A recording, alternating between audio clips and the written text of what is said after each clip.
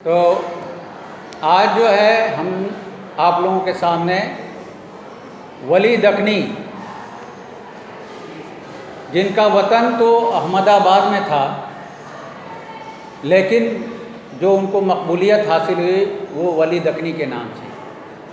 जब भी वली दकनी कहा जाए तो हमारे जहन में एक वही अहमदाबाद वाले वली दकनी का नाम आता है। इनकी पैदाइश सन 1635 ईस्वी में हुई और इंतकाल 1707 ईस्वी में हुआ था। उस ज़माने में दक्कनी, गुजरात को भी दक्कनी कहा जाता था, दक्षिण भारत में शुमार किया जाता था, समझ रहे हैं। और अहमदाबाद गुजरात का एक हिस्सा है, एक ज़िला है। इनके ख़ानदान के बुज़ुर्ग सूफ़ी सिलसिले से ताल्लुक़ रखते थे और इन्होंने अपने ज़माने में आला तालीम हासिल की। देखिए, कदीम ज़माने में बहुत कम लोग मदरसे या किसी बड़े दरसगाह का मुँह देखते थे। वही बच्चे, वही ख़ानदान पढ़ता था जिनके बाप दादा भी पढ़े लिखे होते थे। तो ये बात ज़ाहिर होती है कि वली दक्कनी के माँ बाप पढ़े लिखे थे, इसलिए इन्होंने भी आला तालीम हासिल की।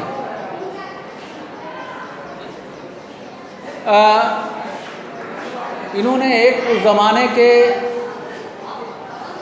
बहुत बड़े सूफ़ी थे जिनका नाम शाह सादुल्ला गुलशन,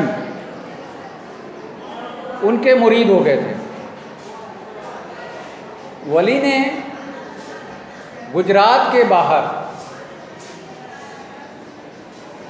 बहुत सारे ऐसे जगह हैं जहाँ पे इन्होंने दौरा किया, घूमा फिरा, और दिल्ली में भी एक दो बार वो तशरीफ़ लाए। और यहाँ आने के बाद जब उन्होंने अपना कलाम पेश किया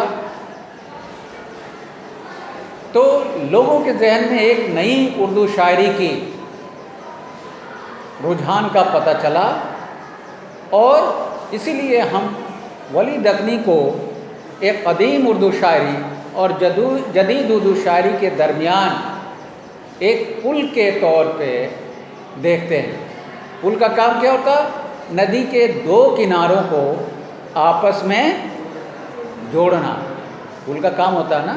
तो इन्होंने जो कदीम उर्दू शायरी है और जदीद उर्दू शायरी, उसके बीच में दोनों का आपस में जोड़ने का काम किया। इसलिए इनकी शोहरत दिगर शोहरा से किसी माने में कम नहीं है, दूसरे शोहरा से। अब इनकी शायरी की जो खूबियाँ हम देखेंगे तो सबसे पहली बात तो ये कि इनकी शायरी में सूफियाना रंग और आशिकाना मिजाज,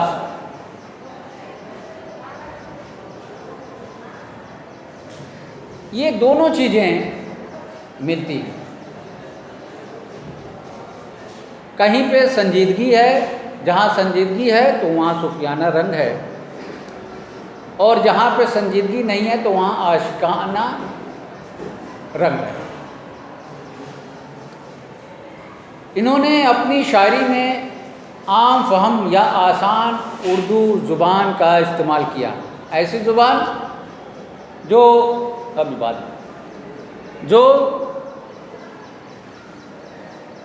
आसानी के साथ कम पढ़ा लिखा और ज़्यादा होशियार दोनों फरीक जो हैं समझ सके, ऐसी ज़ुबान का इस्तेमाल इन्होंने अपने कलाम में किया है।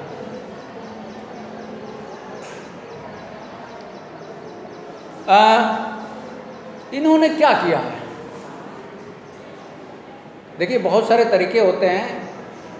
इन्होंने पुरानी जो ज़ुबान थी, पुरानी उर्दू जो कदीम उर्दू कहलाती थी, उसको थोड़ा सा झाड़ फूक दिया है। कहीं होता है ना, कहीं लाओ जैसे हम नाई की दुकान पे बाल कटाने जाते हैं, इंसान वही होता है, लेकिन जब बाल उसके बहुत बेतरतीब से बढ़ जाते हैं तो नाई क्या करता है, उसको तराशता, ख़तों को बनाता है, बगल बनाता है, साइड बनाता है, अगर बहुत बड़ा है ऊपर छोड़ देता है, नीचे साइड छोटी छोटी कर देता है। वही इंसान जब उससे सैलून से बाहर निकलता है तो लोग देखते कितना शरीफ बच्चा निकलता है, और जब गया था तो उसकी शक्ल सूरत डाकू की तरह थी, चोर उचक्के की तरह थी, लेकिन जब नाई की दुकान से बाहर निकला तो वही बंदा ऐसा लगा बड़े पढ़े लिखे अच्छे ख़ानदान का। तो वली दकनी ने भी यही कहा कि पुरानी जो चीज़ें थीं, उर्दू जो रवायत में थी, पासदारी की जाती थी, उसको नए तरीके से पेश किया। अभी बाद में 10 मिनट बाद। तो कहने का मतलब ये है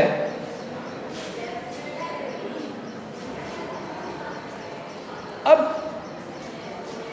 उन्होंने क्या कहा कि जो देसी ज़ुबानें थी और जो फ़ारसी ज़ुबानें थी,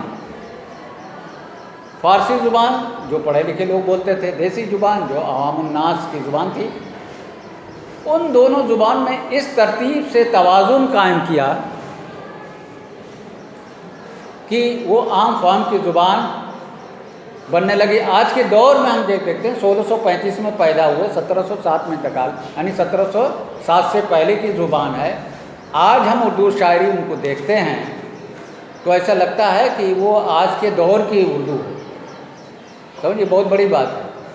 लेकिन जब मैं पहले ही बयान कर चुका हूँ कि वो कदीम उर्दू और जदीद उर्दू के बीच में, दरमियान में एक पुल का काम करते हैं, जोड़ने का काम करते हैं।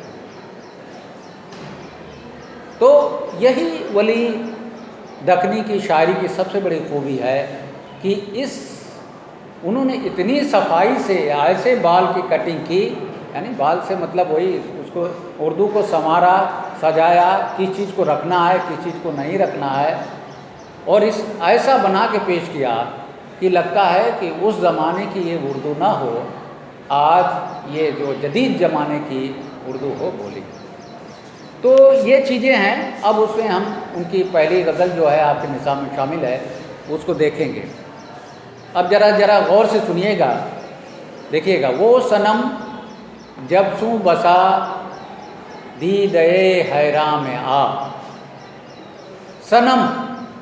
सनम के दो माने होते हैं। कितने होते हैं?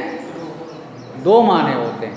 एक सनम का माने होता है बुत, जो बुत होता है मूर्ति, उसको भी सनम करते हैं। दूसरा महबूब, या जिससे प्यार करते हैं, या खुदा।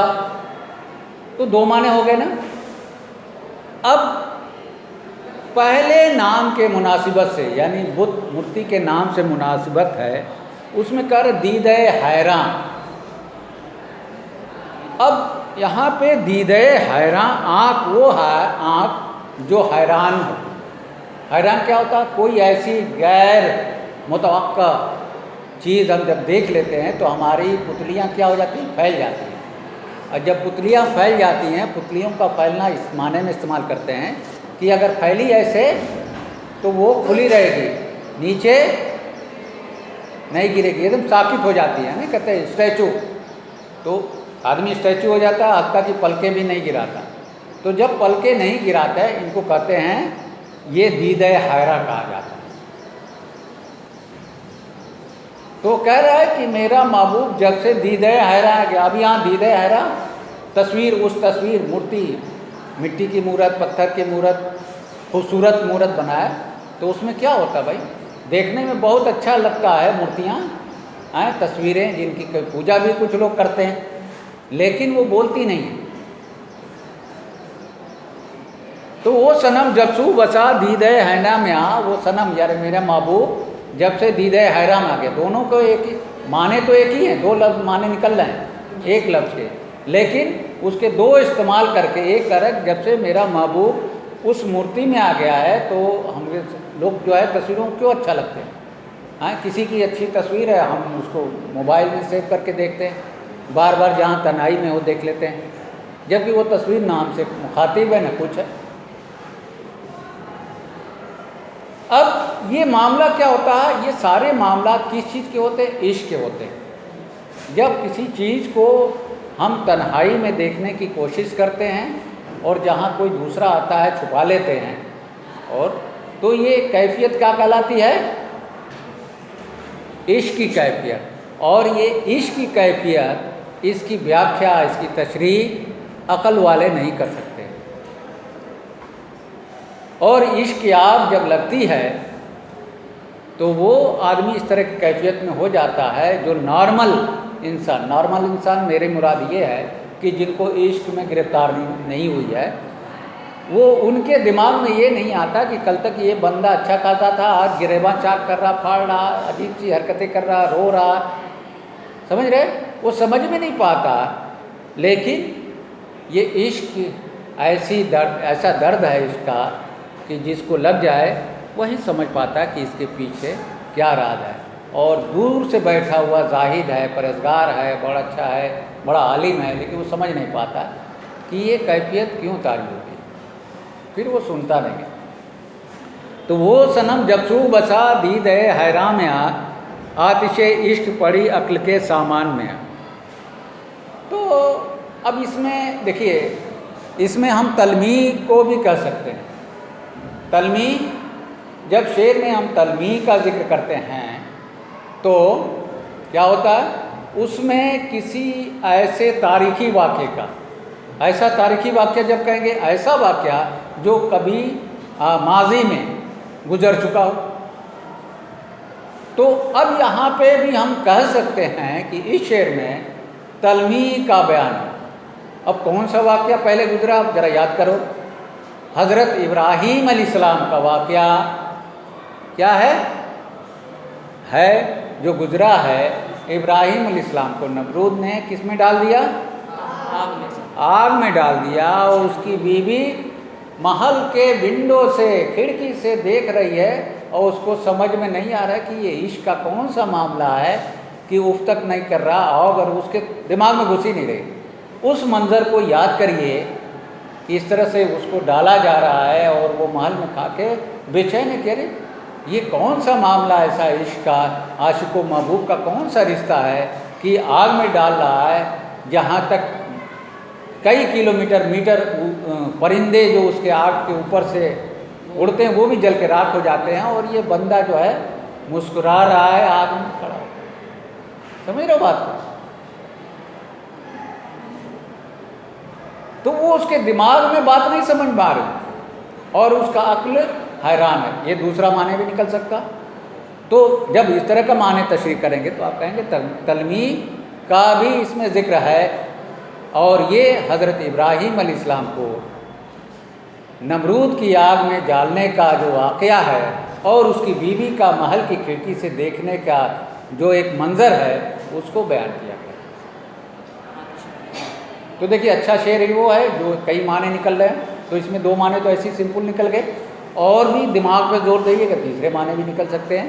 लेकिन मेरा मकसद ये अभी और ज़्यादा तशरीह करने की नहीं ज़रूरी है, नहीं तो ये दो बातें भी आप भूल जाएंगे। आगे देखिए, नाज देता नहीं गर रुखसते गुलगस्ते चमन। नाज देता नहीं, अच्छा नहीं लगता। गर रुखसते यानी टहलना, गुलगस्ते चमन में सैर करना। कहते आए महबूब। अब देखिए, अब यह मुखातिब किससे है? महबूब से, हुस्न से। आए हुस्न, आए महबूब, तुझे अच्छा नहीं लगता कि तू इन फूलों के बागीचे में क्या है, टहलो, क्या करो, सैर करो। अरे तुम्हें टहलना ही है तो मेरे दिल के अंदर जो रंग बिरंग के फूल खिले हुए हैं, उसमें जो बागीचा है, दिल का बागीचा है, उसमें आओ और देखो कि किस अंदाज में क्या खूबसूरती है। कहने का मतलब यह है कि दुनिया में जाने क्या ज़रूरत है, तुम्हें फूलों के बागीचे या किसी चमन में सैर करना है तो जाओ और मेरे इसमें देखो, मेरे चमन में आओ, मेरे दिल के अंदर आओ और उसको देखो। समझ रहे हो ना बात को? तो ऐ चमन जा रहे है दिल के गुलिस्तान में आओ, और तुम्हें सैर करना ही है तो मेरे दिल के अंदर आ जाओ। यानी बात को क्या करने का मतलब कि मैं तुमसे इश्क करता हूँ, तो तेरा भी फ़र्ज़ बनता है कि तू भी मुझे चाहे। लेकिन बात को हर चीज़ जो शायरी में जो होते है बात को बड़ी घुमा के फिरा के कान जो है सीधा ऐसे नहीं नाक पकड़ते हैं, ऐसे घुमा, समझ रहे हो बात को। तो उसमें शायर ने जो है बड़ी उससे बात की है कि बज़ाहिर तो लगता है कि उसकी बात कर रही है शायर जो है या आशिक जो है, लग रहा है कि ये महबूब के मतलब की बात कर रहा है, लेकिन होता क्या है कि वो किसकी बात कर रहा है, अपने मतलब की बात कर रहा हो। और इस तरह की जब भी कोई बात होती है तो उसको एक टर्म इस्तेमाल किया जाता है उर्दू शायरी में जिसको कहते हैं मकरे शायराना। क्या कहते हैं? मकरे शायराना। मकरे शायराना का मतलब ये है कि बात तो ऐसा महसूस होता है कि शायद दूसरे के मतलब की बात कर रहा, लेकिन असल में वो अपने खुद के मतलब की बात करता है, उसको मकरे शायराना कहते हैं। और इसमें सबसे बड़ा जो उर्दू का शायर है वो मोमिन है, मोमिन खां। मोमिन बहुत बड़ा शायर माना जाता है मकरे शायराना। अगला शेर है तीसरा, हुस्न था। देखिए तसव्वुफ का रंग डूबा हुआ है। हुस्न था पर्दे तजरीद में सबसू आज़ाद।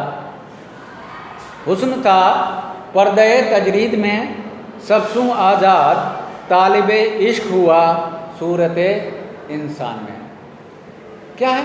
हुस्न जो था, पर्दे तजरीद यानी एक पर्दा और तन्हाई का पर्दा। पर्दा का जहाँ लफ्ज़ इस्तेमाल हो जाएगा तो जो अंदर चीज़ छुपी हुई है वो अकेली है। अकेली के मतलब तन्हा, तन्हा है और आज़ाद भी है। जब यहाँ पे एक कमरा है, एक क्लासरूम है तुम्हारा, तुमको बंद कर दिया जाए तो तुम क्या कहोगे? आज़ाद हो कि नहीं? आज़ाद हो इस सेंस में तुमको रोकने टोकने या बोलने बात करने वाला कोई नहीं है। समझ रहे हो? इस कमरे में कौन तुम्हें रोकेगा? जैसे चाहो रहो, जिस तरह से चाहो, कपड़े पहनो नहीं पहनो, उछलो कूदलो, सोओ लेटो, किसी कोई मतलब ही नहीं। तो शायर देखिए कैसे बात को बयान करता है। तालिबे इश्क हुआ सूरत है, और जब उसकी बीमारी उसको लगी हुस्न को, तो क्या आ गया? वो इंसान की सूरत में आ गया। और जब इंसान आया तो इंसान की सूरत में आया तो वो इश्क करने लगा, या उसको कोई चाहने लगा या वो किसी को चाहने लगा। अब इस शेर में सबसे बड़ी बात है कि ये एक बड़ा ही इंटरेस्टिंग, बड़ा ही मज़ेदार इसमें सूफियाना मज़मून को बयान किया गया। सूफियाना मज़मून यानी सूफियों के जो मंडली होती थी, जो उनके जो बैठक होती थी उसमें ये मौजू इश्क का मौजू। क्या कि अब ये देखिए क्या है फ़लसफ़ा। सूफ़ी लोग कहते हैं कि खुदा का नूर हर इंसान में जलवागर है। वहदतुल वजूद, वहदतुल सबूत, ये सब मसले होते हैं, पढ़ाए जाते हैं। खुदा का जलवा हर इंसान में मौजूद है। और ये भी कहा गया है कि खुदा एक छुपे हुए खजाने की तरह था।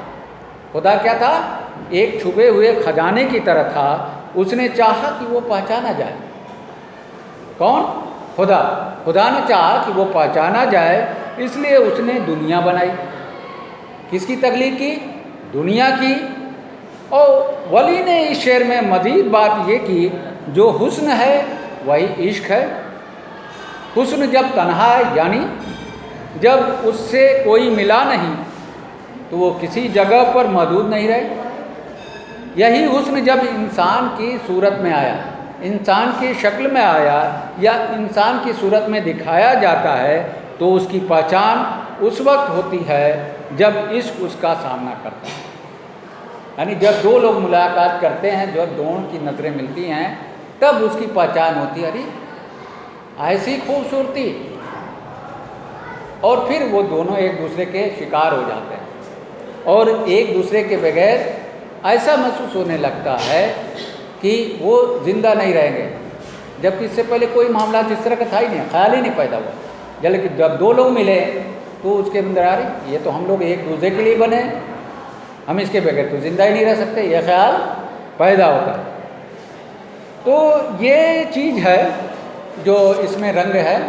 तो तसव्वुफ़ का रंग भी है, सूफियाना ख़यालात भी हैं, और बहुत सारी ऐसी बातें हैं। और तलमीह का भी इस्तेमाल है इस 3 अशार में। तो इसको आप लोग नोट कर लीजिए कापी पे, बहुत अच्छी है। और आज के लिए तो इतना ही काफ़ी है, कल फिर बात होगी।